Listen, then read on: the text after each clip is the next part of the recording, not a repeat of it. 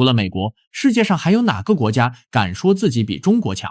那自然是号称三哥的印度。今年5月，印度时报发文称，印度预计将在年底成为全球第4大经济体，超越日本，2028年将超越德国。底下的印度网友那是一片欢呼，印度经济增速已经比中国要强了，印度超越中国指日可待。那么究竟是什么原因让印度网友迷之自信，认为自己一定能超越中国呢？印度超越中国的梦想有朝一日真的能成为现实吗？不得不承认，印度经济这些年确实跑得挺快，数据摆在那里，谁也不能否认。从2021年到2024年，印度 GDP 年均增速分别高达 9.7%、7.6%、9.2% 和 6.5%， 在全球主要经济体中确实名列前茅。印度拿出来这样的成绩单，确实有资格在国际舞台上炫耀一番。截至目前，印度的经济总量已经达到了 3.91 万亿美元，紧追在日本 4.11 万亿美元后面，差距只有不到2000亿美元。按照这个趋势，印度超越日本成为全球第4大经济体，确实不是天方夜谭，可能就在2025年或2026年实现。今日俄罗斯甚至在5月报道称，印度早在今年年中就已经实现了超越日本的目标。究竟是什么原因让印度这些年来的经济增长能够如此之快？印度经济的快速发展很大程度上得益于其独特的人口结构优势。2023年，印度人口就已经超越中国，成为全球第1人口大国。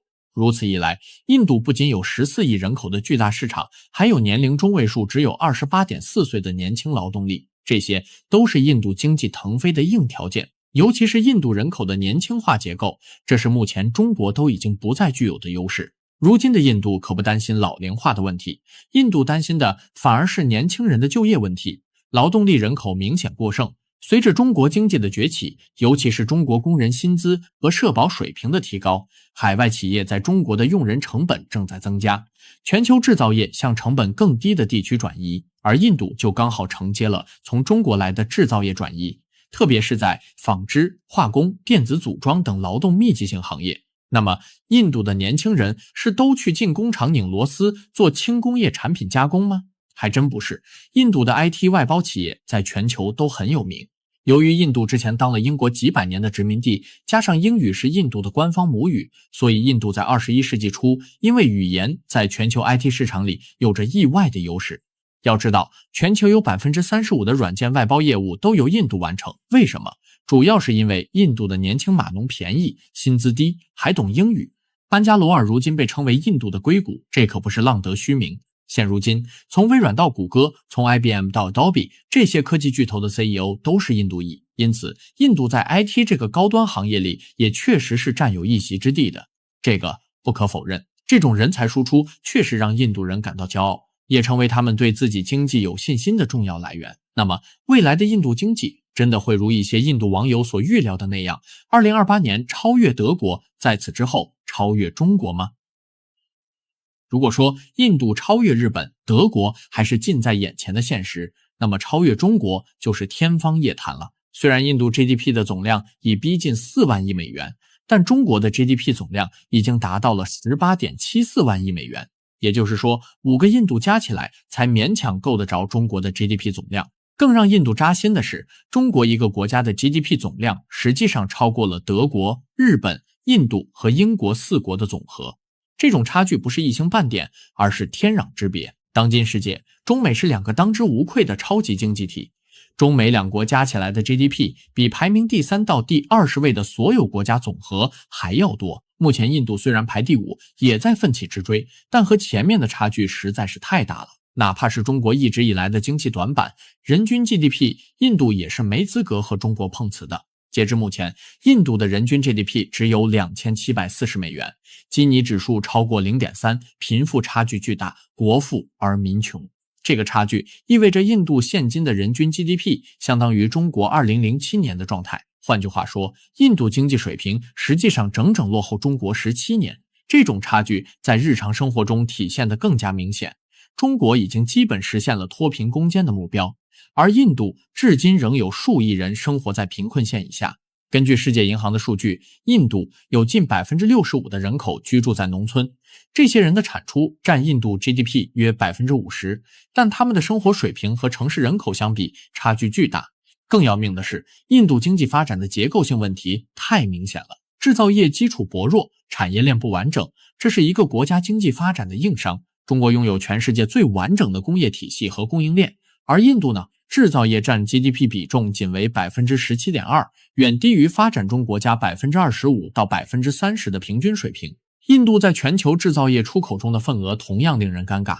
截至2024年，印度出口在全球制造业中所占比例仅为 1.8%， 这与印度今天的全球经济排名格格不入。这个数字恰恰说明，印度虽然号称要当全球第4大经济体，但在全球制造业价值链中的地位却微乎其微。换句话说，印度经济虽然体量不小，但质量不高，在全球经济分工中仍然处于几乎边缘的位置。印度的低城市化率也能充分说明问题。印度的城市人口只占总人口的 31.2%， 而中国早就达到了 65% 以上，基础设施建设的差距更是一目了然。中国的高铁里程已经超过4万公里，高速公路总里程超过17万公里。那么印度呢？虽然印度也在加大基础设施投资，但与中国相比，无论是规模还是质量，都还有很大差距。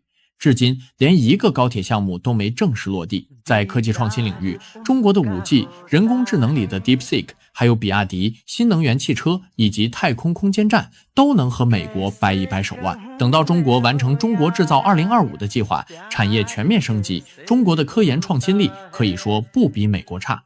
而印度虽然在软件服务外包方面有一定优势，但在原创性技术创新、高端制造业等方面，与中国根本无法相提并论。这些数据和事实都证明，虽然印度经济增长很快，但与中国相比，无论是经济总量、人均收入、产业结构、基础设施，还是科技创新、教育水平，都没资格做中国的对手。这种差距不是短期内能够缩小的，印度要想真正赶上中国，还有很长很长的路要走。看着这些数字，你还觉得印度有资格和中国平起平坐吗？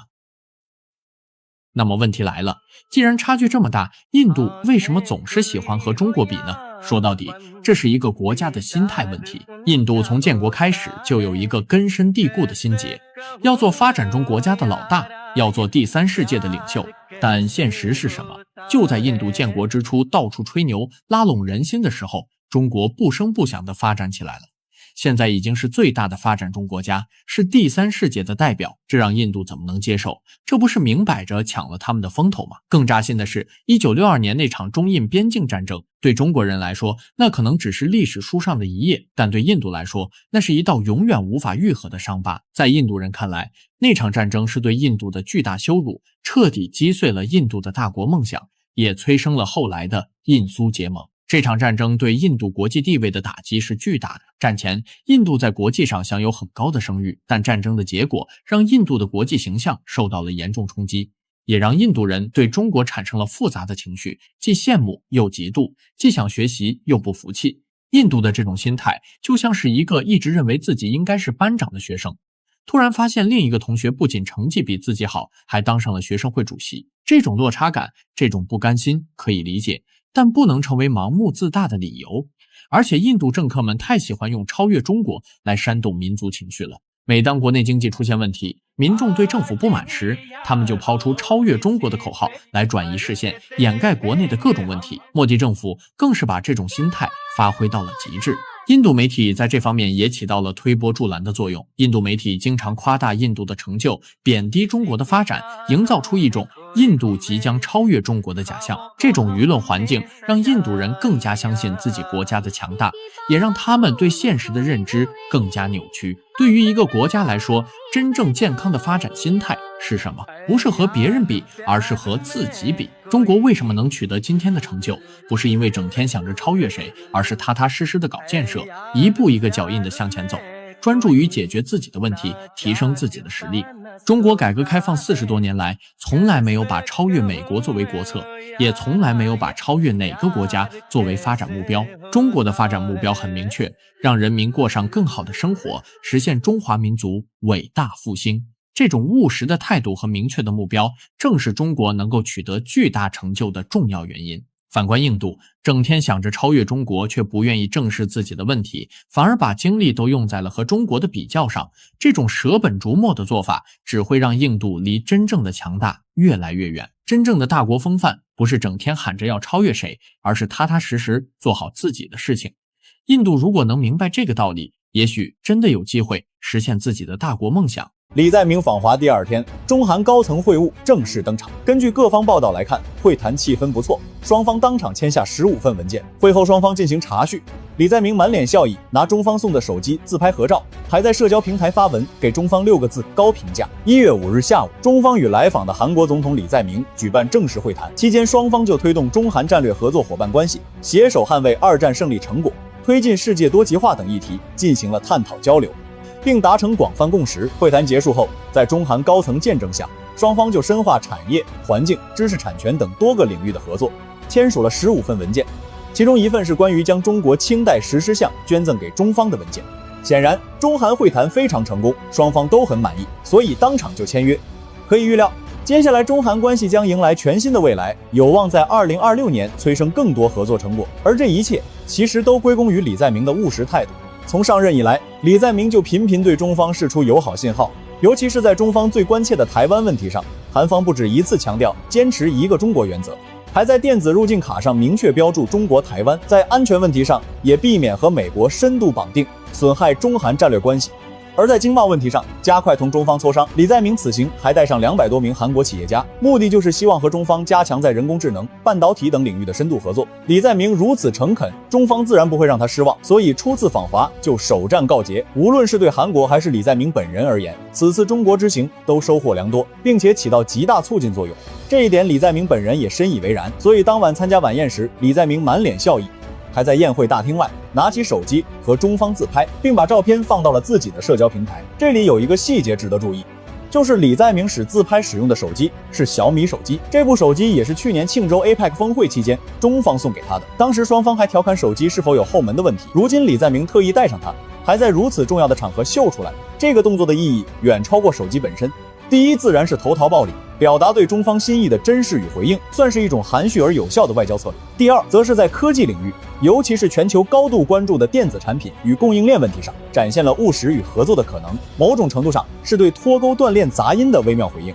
而他随后在社交媒体上引经据典，从30多年的经贸成果追溯到900多年前的碧蓝度往事，最后凝练成那句良林千金难买。不得不说，李在明这6个字的评价确实贴切。看看马多罗的处境，就知道摊上恶邻会怎样。中国是韩国搬不走的邻居，两国经济产业链深度交融，文化历史渊源流长。无论政治风向如何摆动，地理与经济是无法改变的现实。李在明这句话既是总结历史，更是直面现实。与其花费巨大成本搞对抗或刻意疏远，不如经营好这份珍贵的邻里关系。这也体现了李在明务实的一面。任何决策必须让位于国家利益和地区稳定。很显然，经过前任尹锡悦之后，中韩都在校准彼此的定位。中方看到一个愿意沟通协作、重视双边关系的韩国，韩国则看到一个市场依然庞大，在地区事务中不可或缺的中国。这是在新的国际形势下，双方基于各自利益的再确认。良邻千金难买，这6个字不仅是文化上的亲近表达，更是对地缘政治经济现实的深刻认知。希望韩方能一如既往，让这种千金难买的邻里情谊真正经得起时间考验。李在明这次乐开了花，没想到这次访华之行收获这么大，自己想要的中方痛快给了。当然，中方的行为并不是无条件的赠与，当着中方的面，李在明也对华做出多项承诺。那么这次中韩会晤究竟达成了什么共识？李在明又从中国带走了什么呢？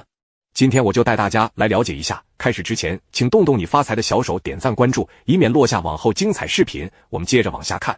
从会后通稿来看，节奏其实很有意思。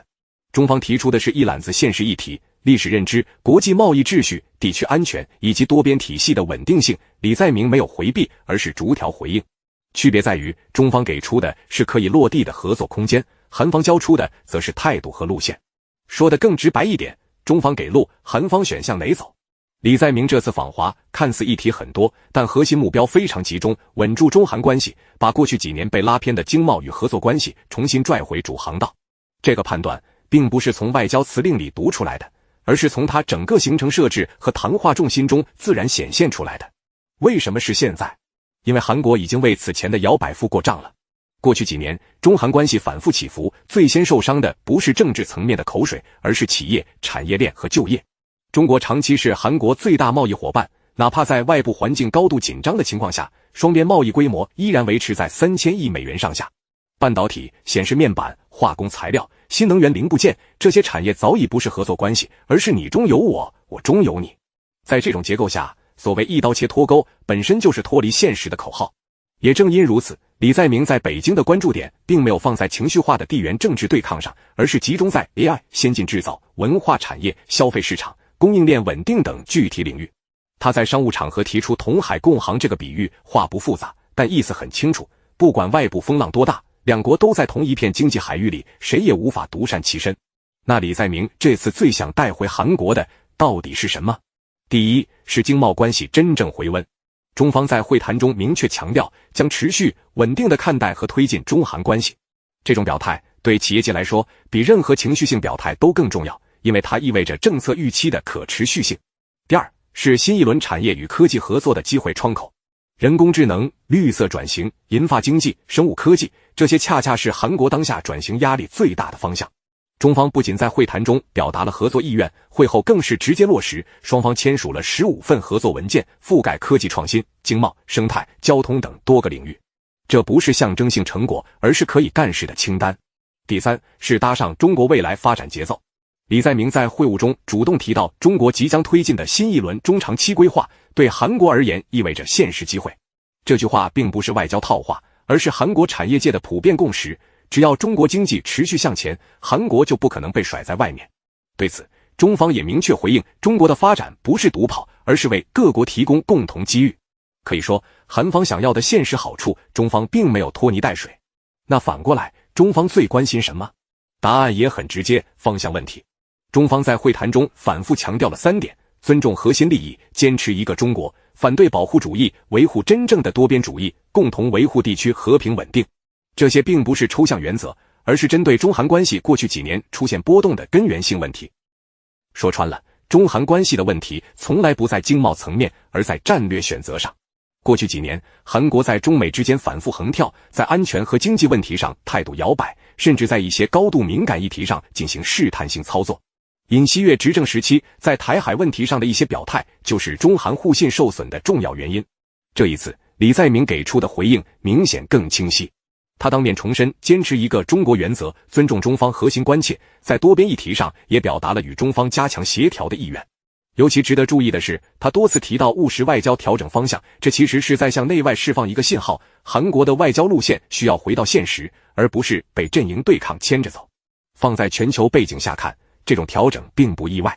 贸易保护主义抬头，产业链被政治化，技术限制不断加码，但真正承担成本的，往往是像韩国这样的中等经济体。继续无条件跟随外部指挥棒，短期可能换来安全感，长期却是经济风险的持续堆积。中方强调反对保护主义，推动包容性全球化，本质上是在给包括韩国在内的国家提供另一种路径选择，不被阵营逻辑裹挟，把合作作为长期选项，而不是权宜之计。从结果看，这次中韩会晤算是一次对仗成功。中方用具体合作回应了韩方的现实焦虑，韩方则用清晰表态回应了中方的战略关切。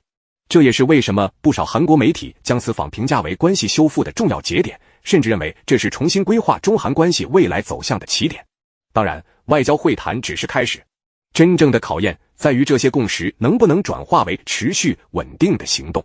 李在明这次给出的承诺是否能在后续政策中兑现，将决定中韩关系究竟是短期回暖还是长期走稳。这一步才是真正的分水岭。